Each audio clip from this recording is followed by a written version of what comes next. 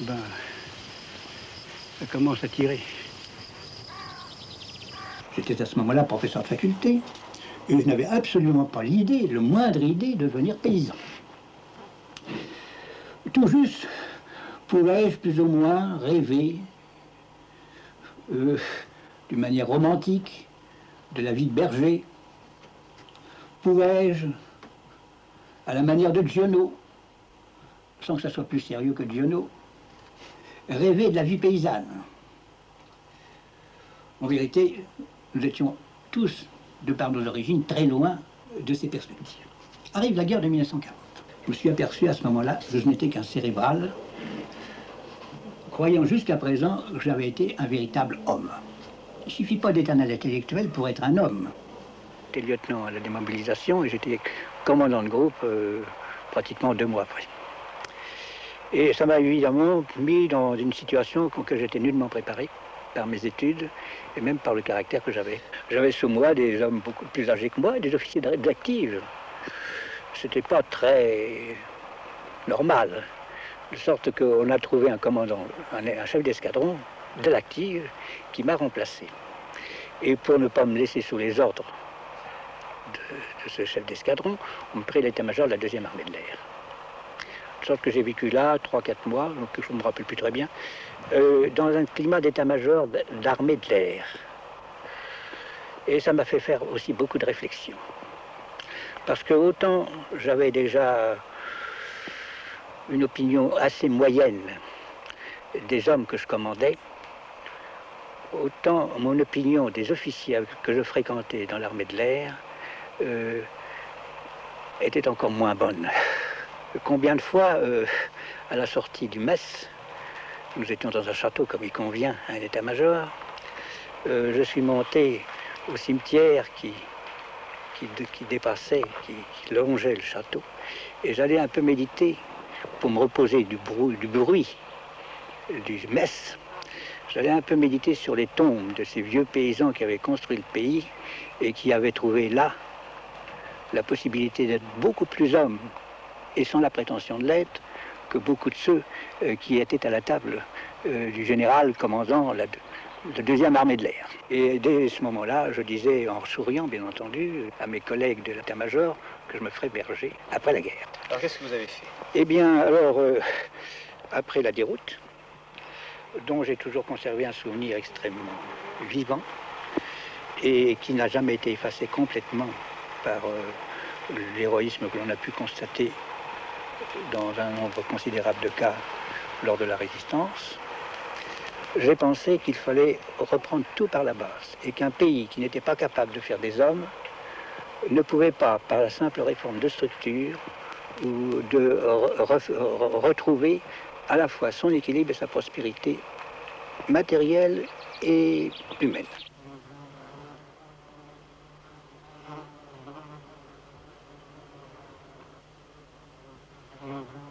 J'avais réussi à trouver autour de Lyon, à 200 km de Lyon à peu près, une propriété grâce à de multiples annonces que j'avais faites auprès des avoués et des notaires des régions montagneuses qui environnent Lyon.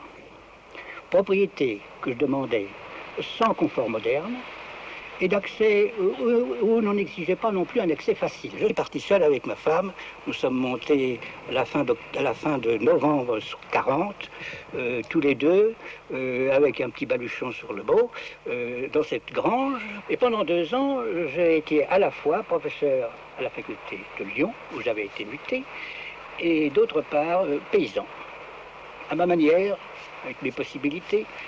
J'avais un voisin extrêmement fraternel qui m'a appris tout ce qu'il fallait faire pour pouvoir bêcher, labourer, avoir un petit troupeau d'une 20aine de brebis, et puis enfin me nourrir, parce qu'en définitive, là, pour se nourrir, il fallait d'abord semer et cultiver.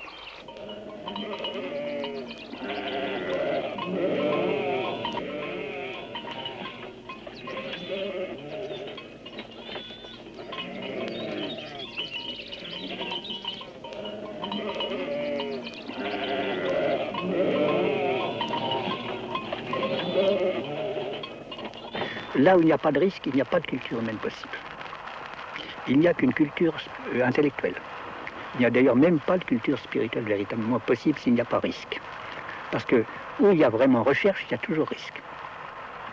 Et risque non seulement sur le plan de la recherche, mais sur le plan matériel aussi. Le résultat, c'est que si je voulais que mon expérience soit un peu réelle, malgré toutes les déficiences que je pouvais avoir, il était nécessaire que je rompe avec la sécurité que me donnait très généreusement mon poste de professeur. J'espérais, et c'était un peu mon utopie, que mes collègues de l'enseignement supérieur, de l'enseignement secondaire et surtout primaire, qui viendraient avec moi l'été, pourraient faire une communauté, je dirais, à la fois religieuse comme celle que nous avions jadis, spirituelle, intellectuelle, très certainement, car nous n'avions pas perdu du tout nos besoins de recherche religieuse et intellectuelle, mais aussi manuelle. Le travail manuel étant pour moi le contre-effort indispensable pour équilibrer les cerveaux et obtenir d'eux un bon sens que, je dirais, l'abstraction des livres ne donne pas toujours, même aux plus cultivés. Il faut bien avouer que mon utopie m'a vite, j'ai eu l'occasion vite de déchanter, parce qu'en vérité, quand les professeurs sont en vacances, ils ont plus envie de se reposer que de travailler. Et d'autre part, il faut bien l'avouer aussi, rien de leur passé, en général, ne les prépare à un travail manuel vraiment efficace.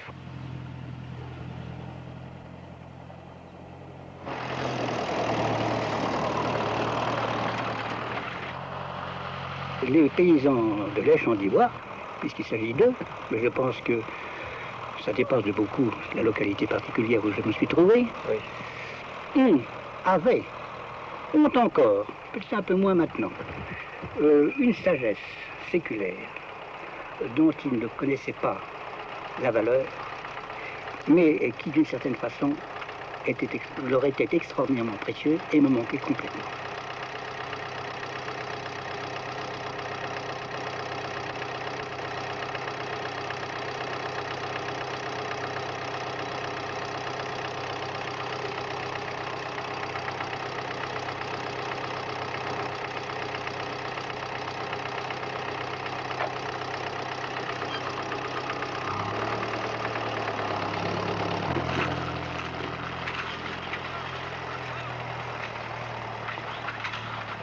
Il est difficile, quand on vient d'un milieu de citadins,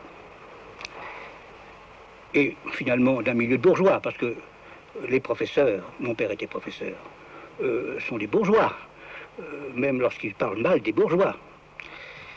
Eh bien, il est difficile de sortir de sa classe sociale pour appartenir réellement à une autre classe sociale.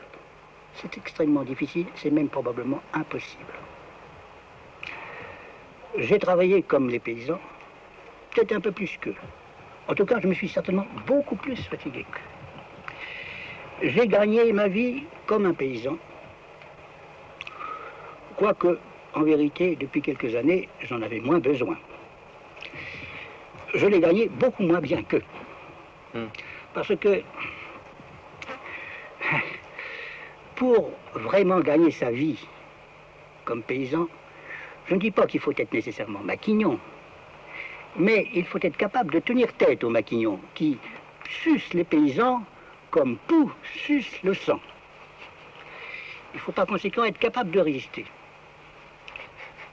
Un bourgeois, même très à gauche, est incapable de résister à un maquignon lorsqu'il s'agit de son confort, de réparer un robinet, refaire une toiture, et ainsi de suite. Et j'en appelle à l'expérience de toutes les personnes qui font actuellement des dépenses considérables pour leur résidence secondaire.